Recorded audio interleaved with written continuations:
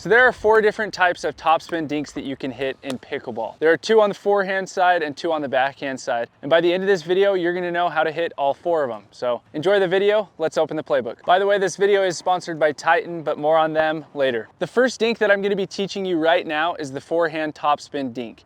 And there are a few specific tips that I'm gonna give you that'll make it possible for when you get out on the court, you'll be able to hit this dink right away. You won't be a master at it right away, but these few tips will dumb it down enough to where it makes it feel like it's pretty relatively easy to at least get a feel for it. So the first tip is going to be to keep the ball out in front of you when you hit this shot. As soon as the ball goes behind you, that's a different type of topspin dink that we're gonna be talking about next. But we're keeping it out in front of us, and specifically, I'm keeping it out in front of my dominant knee. So I'm keeping it out here throughout that entire motion. If the ball goes out wide, I move out wide, and I'm keeping it out in front of me. Obviously, if I can't, you need to learn the next dink that we're gonna talk about. The second thing is, all this motion is a circle. So I wanna act like I'm putting my paddle through a wheel well, just same size as your car. And I'm just going in a circle around that.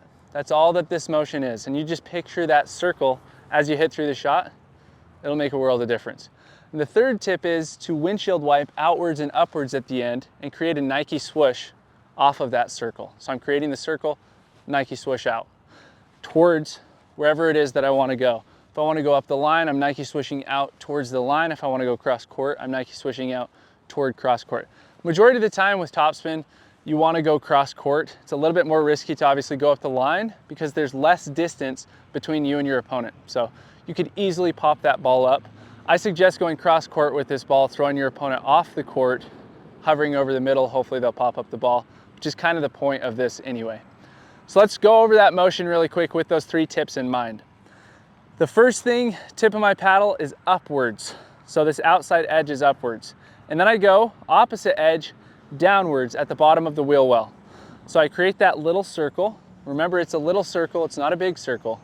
Everything's out in front of me, just same size as your tire at home. Tip up, tip down. I've created the back side of that circle. Then I'm going outwards and upwards and creating that windshield wiper as I go outwards and upwards towards that Nike swoosh.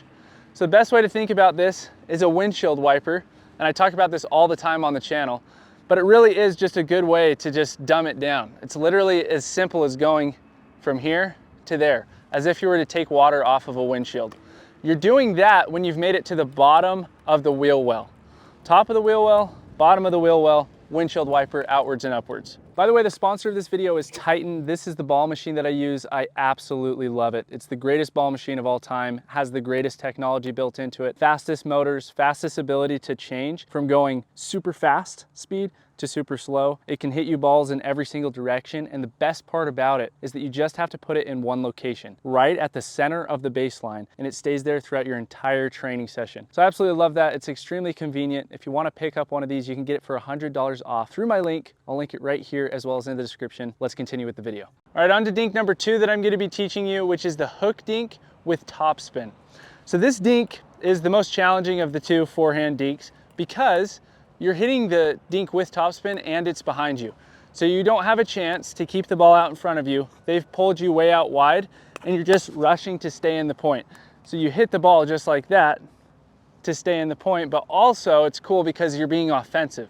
You're not just simply popping the ball up to stay in the play. You're being offensive and you'll probably end up getting a pop-up from them as a result of hitting this shot. So the first actionable tip with this that's gonna really help you to be able to learn this advanced shot is to hook your wrist inwards. So just like this. I'm putting my palm towards the inside of my forearm. So I'm gonna do that with my paddle. And this looks weird right now, but when you hit the shot, it's not weird at all. The reason that you wanna do that is because when I'm facing away from the court or towards the sideline, it puts my paddle face to where I can hit the ball back cross court without even facing cross court. It also stays hooked throughout the entire motion. Make sure that you don't start hooked and then finish not hooked. That doesn't make any sense. A lot of players think that you use a lot of wrist when you hit shots. Make sure that you just stay locked wherever you begin. I'm here, and then I'm hitting through that shot. The next thing to focus on is tip of my paddles facing towards my opponents.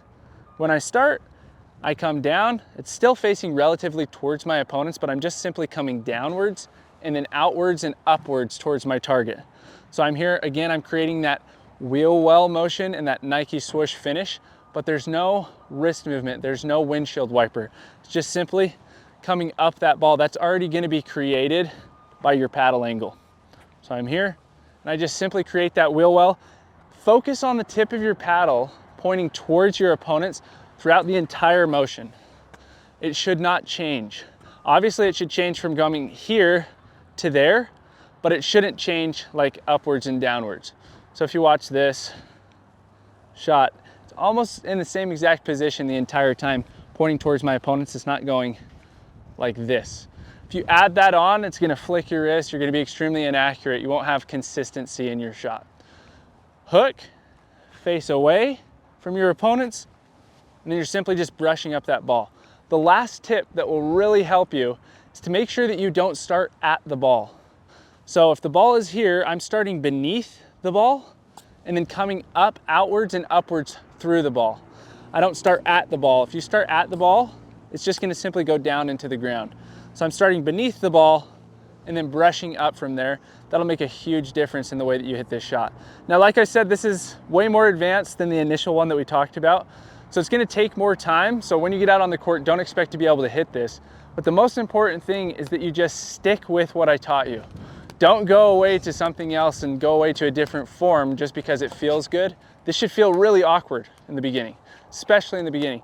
You guys might have noticed when I hit my first one, I spun around. You can do that, you can not do that. I think that it's easier for me to do a spin every once in a while, depending on where I'm facing, because I can get back into the point quicker than if I stop my momentum and now come back. So you can experiment with that spin as well, but do whatever works best for you. But what I would say is this one's gonna take a lot more repetitions. Just make sure that you stick with the form. That's the most important thing. All right, now I'm gonna teach you how to do the two-handed backhand topspin dink. This is a really challenging dink. It's not as easy as the forehand side. It's gonna take a lot more reps getting out on the court, but there are some actionable things that you can do that are very similar to the forehand side. They'll help it to feel more comfortable quicker. So the easiest way to learn this is actually with one hand on the paddle, because it literally is just a forehand topspin dink with two hands on the paddle. But the problem is your forehand is your non-dominant arm, so it can feel really awkward, especially in the beginning. But I like to start with one hand on the paddle, and I have a little bit of a trigger finger up here. You don't have to have a trigger finger, do whatever works best for you, but hug around the throat of your paddle so that you know where it's at in space. And what you're gonna do is act like there's a wheel, and you're gonna follow that wheel, okay, around in a circle. And just simply get this motion down. And as you go down the wheel, the tip of your paddle is gonna go downwards. As you go up the wheel, the tip of your paddle is gonna come back upwards. And I'm just keeping this motion nice and small out in front of me. And then after I get this motion down where it's nice and comfortable, I'm gonna finish out in front of me and hold my finish with the tip of my paddle upwards. So I'm here, tip of my paddle upwards, tip of my paddle upwards. And I'm just doing this exact motion over and over and over again. And now I'm going to add my dominant hand onto the paddle. My wrist is gonna break downwards as I hit through this shot. So my wrist breaks as I go down, and then it comes back up cocked. And I'm just following that wheel well, everything's staying out in front. Make sure that your motion's not getting massive. It needs to be a really small motion, stay out in front of you. And the most important part is at the end, as you windshield wiper through the shot, that you keep that paddle face nice and closed through the shot. If you notice that the balls are going way too high, close your paddle face a little bit more, aim a little bit lower, and you'll see that all of a sudden they'll go into the spot that they're supposed to. All right, now I'm gonna teach you how to hit the one-handed backhand topspin dink. This is a dink that you see Ben Johns hit a lot, where he'll curve around the ball and bring it back into the court.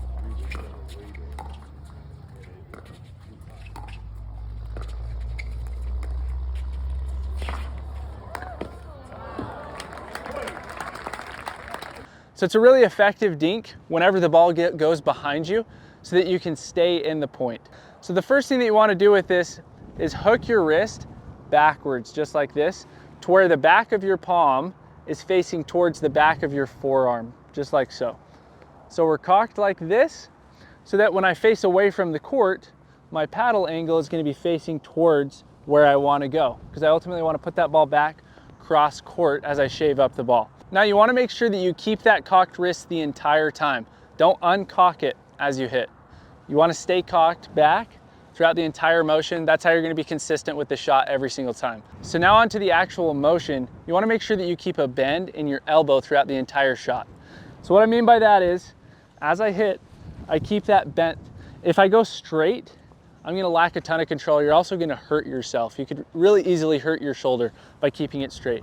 By just simply using this hinge, your elbow, and having this cocked backwards, you're not gonna hurt yourself. Everything's gonna be locked and loaded. You're gonna get the same product every single time that you hit the shot. So I have this bent, I'm facing towards the side fence, and I'm simply just going to create a Nike swoosh motion.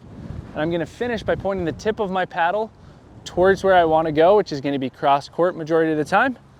I finish by pointing towards that direction, and I'm simply just shaving up that ball. So tip of paddle facing towards my opponent, tip of paddle goes down, but notice I'm not breaking my wrist. My wrist stays up. So it's almost as if my paddle tip isn't even going downwards. It's not moving much.